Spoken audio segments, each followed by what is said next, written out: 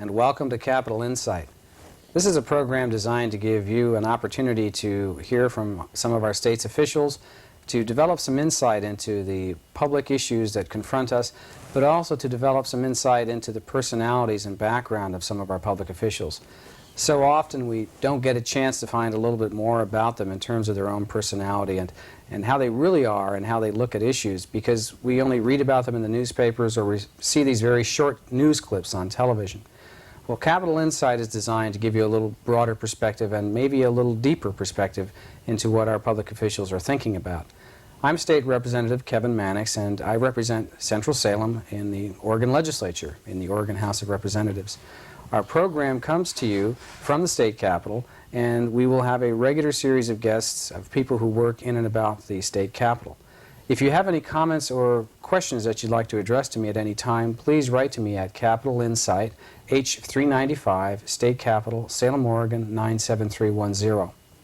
Our guest today is the State Treasurer of the State of Oregon, Tony Meeker. Tony is a gentleman who's had a long-term, I guess I'd say a long-term or many terms in public service in our state capitol. He's been our State Treasurer since 1987. And without further ado, I'd like to ask Tony to tell us a little bit about himself. But first, I'd like to say welcome to our show. Thank you, Kevin. It's a pleasure to be here. I'm glad that you were willing to join us for half an hour of what I think will be friendly discussion.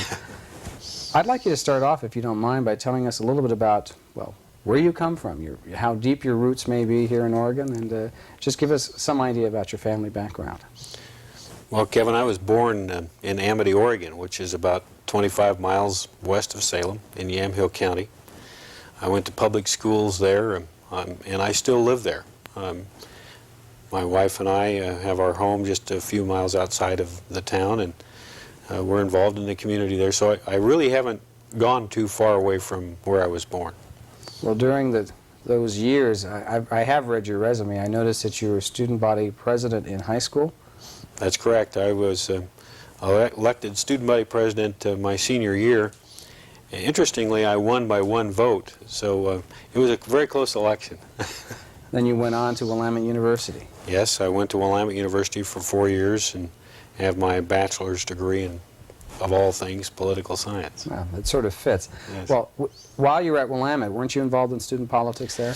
Yes, I was. I was involved in both athletics and student government at Willamette. I was elected student body president at Willamette University my senior year there as well. So you've kind of maintained this involvement in public office all the way through. Although there's quite a bit of difference, student government does give you an opportunity to participate in the elective process and to govern at least some of the elements of the campus life.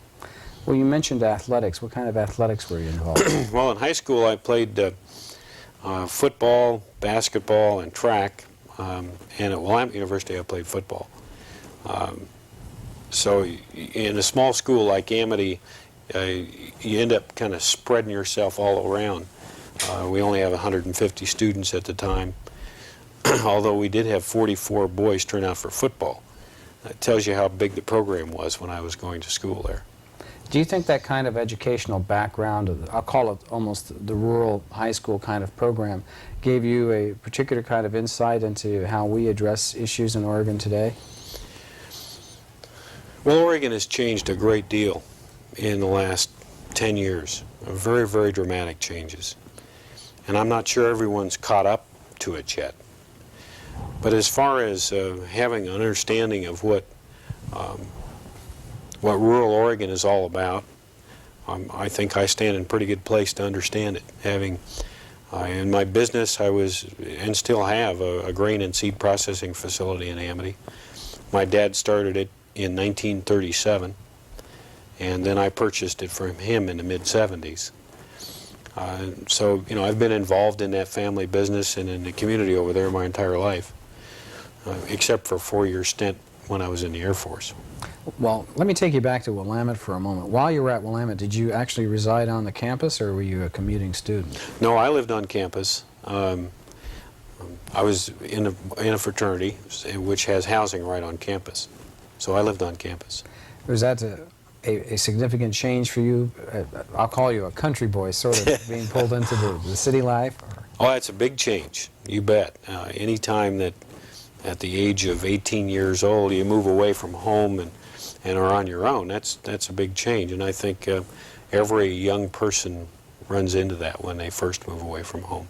It's a real joy, but it's also a little scary. Was there any kind of a religious or spiritual program that was presented at Willamette? I know that Willamette has its religious connection, and how did that develop for you? Well, Willamette University is a Methodist university. It has Methodist roots. Obviously, Jason Lee started it in the early 1840s. Willamette was the first college west of the Mississippi River, and has a long history of connection with the Methodist Church. And while I was going to school, we had required religious convocation every week, once a week. And there were required religious courses at the time. And of course, things have changed a great deal since then. They don't require those kinds of things today. Do you think that kind of education where there's a connection with religion has helped form some of your attitude about public policy and the formation of public policy in terms of I don't know, values, conscience, these sorts of things? Well, I don't think there's any question about it. I think that, however, the stronger influence is your family unit. That when I grew up as a child, I had duties and responsibilities that had to be executed on a regular basis. Dinner time was an important time when I grew up. The family sitting around the dinner table debating literally debating current issues. My father had a way of taking the contrary view, knowing full well that he was going to create an argument. He loved to argue. And I think it really had a lot to do with honing my interest in issues of the day. He'd pick up the editorial page and read an edit and say, I totally disagree with this guy. And that would start the debate. And that happened almost every night. So I really think that the strongest influence in my life has been the family unit. I had a brother and two sisters, and we had some real good debates on current issues. Well, for a moment, Tony, I'm going to break away and just remind folks that you're watching Capital Insight, and some of you may be listening to this on the radio rather than watching it on television. I'm State Representative Kevin Mannix, and my guest today is our State Treasurer, Tony Meeker. One of the nice things about this show is we don't have any commercial interruptions, at least not while we're talking, and so I can immediately return to Tony and ask him some more questions as we develop some insight. You were telling us about your family and about these debates at the dinner table in the evening. Did your dad have any particular kind of political involvement in the community? Oh yes, my dad was deeply involved in the community. He was on the school board in Amity for 33 years, and he was the chairman for a while, and he'd be off and then back on as the chairman, but always involved in the school system there. I think that the school board is perhaps the most risky political job that Oregon has ever delegated to its public citizens. You know, you handle two of the people's most precious things, their money and their children. And so the school board exposure created some very close-knit issue development at home. Can you tell me a little bit about your time in the Air Force?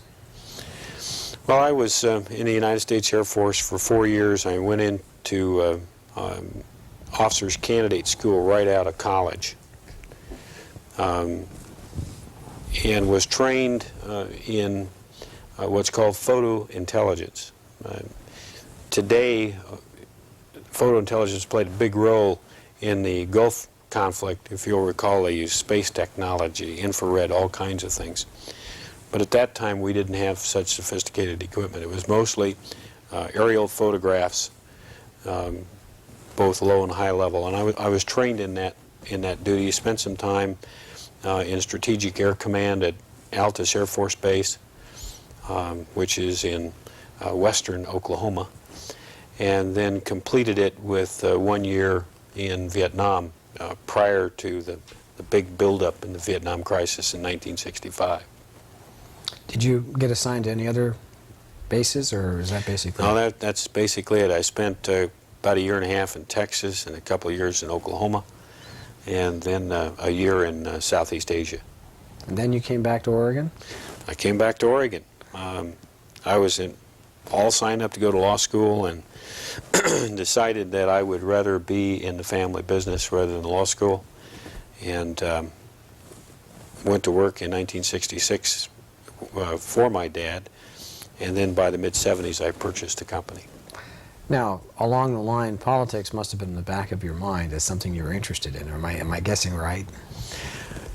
Well, really, my interest in politics outside of student government really developed while I was in college. I became involved in Mark Hatfield's race for Secretary of State. He was the Dean of Students at Willamette. And of course, students there had knowledge of Mark and what he was like. So he was a state representative at the time, ran for Secretary of State. I became involved in the race. I really enjoyed it. That level of campaigning was exciting and interesting. And then, of course, your exposure at Willamette University, being right across the street from the state capitol building, to the legislature when it met, spent an internship in the State Highway Division when I was a senior. So yeah, I developed an interest in politics at that time.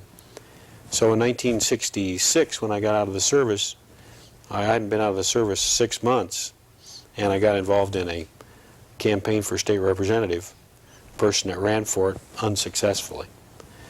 Then in 1968, I said, well, hey, I know enough about this, let me take a run at it. And lo and behold, I was successful. I won my House seat in 1968. Well, let me ask, 1968, how old were you when you were first elected to the State House of Representatives? I was 28 years old. Almost a young whippersnapper. I wasn't quite the youngest person in the House of Representatives. There was one person there a couple of months younger than me. I do know that in the 1989 session, our youngest legislator was 24 years old. He did not return for the 1991 session. I take it, though, that you managed to return to the legislature routinely for some time. How long did you serve in the House? I was in the House of Representatives for 2 terms, or 4 years, and then I ran for the Senate in 1972 and was successful. And I was elected for 4 different terms in the Oregon State Senate. Now, the House terms, for the benefit of folks who may not know, are 2 years, 2 and years. the Senate terms are 4 years. Altogether, I was 18 and a half years in the Oregon legislature. How did you feel about the legislative process while you were there in terms of the efficiency or capability of the legislature? Well, the legislature's changed dramatically in the last 2 decades. Incredible change. First of all, in 1968, my first legislative session was in '69. The state budget for general fund was $635 million. Just about what we've just sent out to the schools in a special allocation. Well, we were a small state then. Comparative to now, the state government was quite small.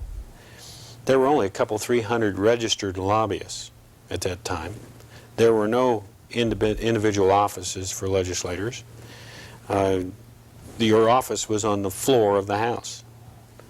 And there was a typing pool where 20 or 30 typewriters on one big table. That's where your secretary handled all your correspondence. So there have been dramatic changes, both in state government and in the legislature. Well, now, we take you up to 1987. I believe it was July 10, 1987 that you were appointed state That is treasurer. correct. 4 years ago. Neil Goldschmidt was the man. That's correct.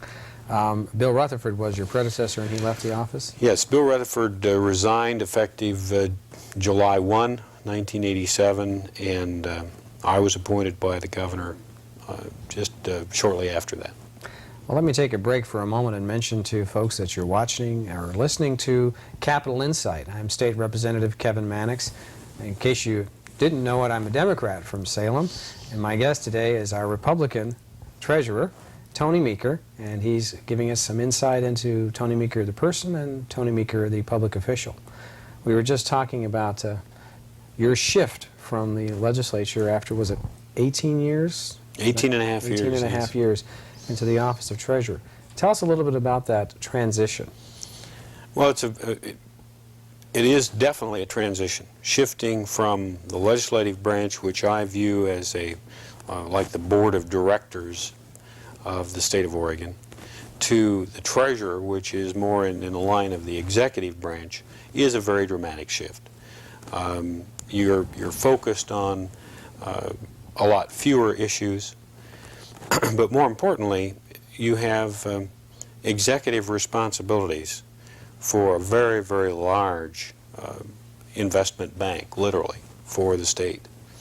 So it's totally different, and I had to change my method of operation from pounding on issues to executing policy that's established by you, the legislature. So it is a very dramatic change. Would part of that change be because we have a citizen legislature, which many folks may not realize means that it's a part-time legislature. Mm-hmm. We all have what I call real-world jobs, and then we come to Salem to legislate for 6 months every 2 years and try to keep our jobs going. But basically, we have our feet somewhat firmly planted in the non-political world. But now, state treasurer is a full-time job. Full-time job, no question about it. In fact, you could work 24 hours a day at this job. So yeah, that's a big change. I still have my business in Amity, which means... How do you run your business while you're treasurer? Well, it's not been easy, obviously, and what I've done is assigned that responsibility to some people that have had a long time experience in my company. They've worked for me for many years, and I still have, however, the responsibility to sign all the checks, and so I spend weekends and nights working with that. And that's been a rather a challenging change, but not unworkable. The responsibility to Treasury, however, in the 4 years that I've been there, has grown, and you will see even more growth in the responsibilities of the Treasury over the years to come. You're our chief investment officer, aren't you, for the state? That's correct. Need to make sure that that money is earning money? Well, there's really three responsibilities. We've divided the Treasury into three functions: cash management, investment management, and debt management. The cash management side, we roll over about $30 million a day, and we want to make certain that that money is not idle. It shouldn't lay in a non-interest bearing account more than a few seconds at most.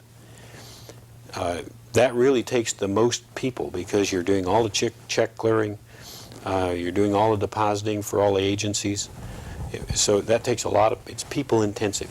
Well, that, just to pause for a moment there, that reminds me of, I notice how effective some businesses are by how fast they turn around my checks when I write them.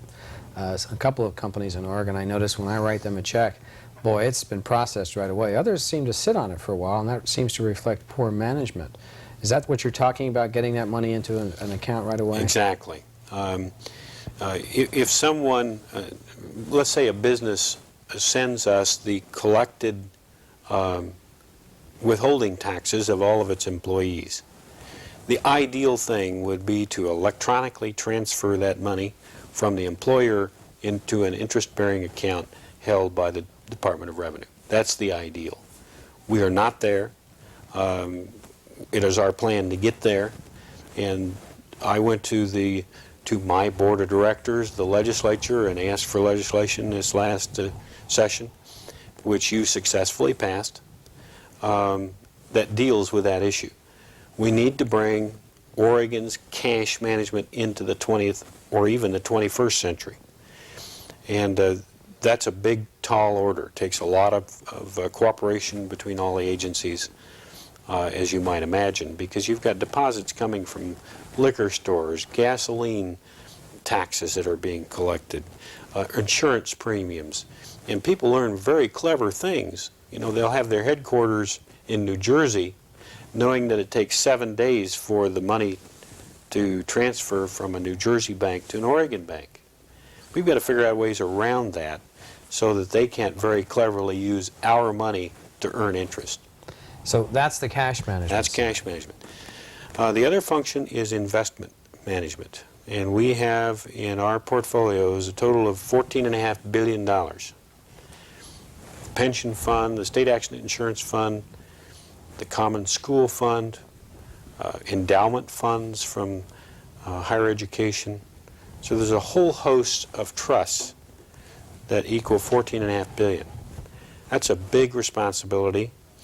The Oregon Investment Council is a 5-member body. You're on it, the I'm governor. one, and the governor appoints 4, sets all the policy, and then the Treasury executes that policy. Then on the final function is debt management. We have about $5.5 billion in outstanding bonds, and it's my responsibility to make sure that there's principal and interest payments on that debt, that all of the cash flows into the trust accounts appropriately to make those debt payments. You want to make sure that our bond rating stays up there too. Yes, bond ratings are very important. Can you explain that for a moment? Sure. I think the best way to describe a bond rating is to kind of put it in real life terms. People know that if they don't make their payments on time and can't demonstrate that they're paying their mortgage and their car payment and all these things, that they start to develop what's called a poor credit history. Anybody that's had a poor credit history knows that if they have to borrow money, they pay a lot more interest than if they had a good credit history. Well, states and cities and counties are no different. States and cities and counties must demonstrate a good credit history.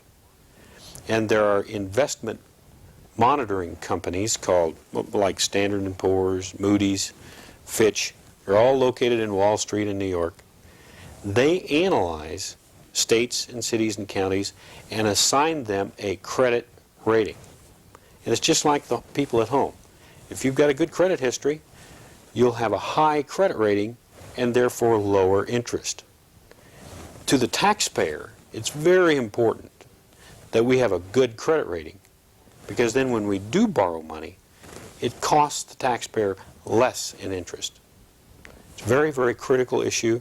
One notch shift in credit rating can cost literally millions of dollars annually in additional interest. Yeah, we're talking big bucks here. We're not talking the family credit card. No. Of course, I think most people know that if their credit rating, if their own personal credit rating is the difference between 13% and 15%, that's a lot to them. Oh, I understand that. I'm just trying to say that in terms of the state picture, it's a very significant shift. Huge sums of money. For example, on $800 million of proposed bonds for this next 2 years to be issued, a shift of 1 basis point or 1% in interest makes a difference of $200 million in additional interest. That's a nice piece of a budget. It is a huge chunk of money. Let's pause for a minute. I want to let folks know that you're tuned in to Capital Insight, and I'm State Representative Kevin Mannix here with my guest, Tony Meeker, our State Treasurer.